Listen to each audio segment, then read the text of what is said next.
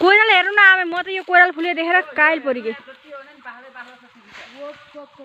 कि त फले खा त्यस्तो यो सेतै सेतै सेतै सेतै कोइराला फुलेको जंगल यति माथि डाँडामा हामी आयौं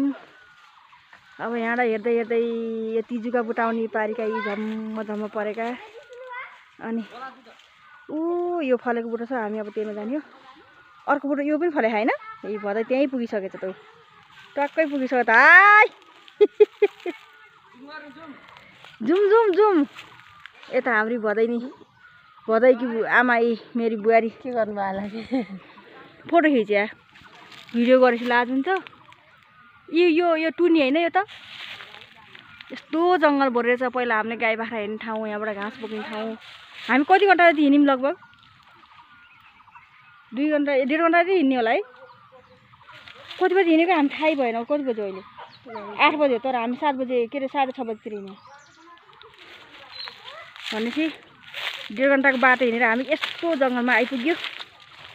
आमे पनि पुग्नु भयो क्या त्यहाँ अय्या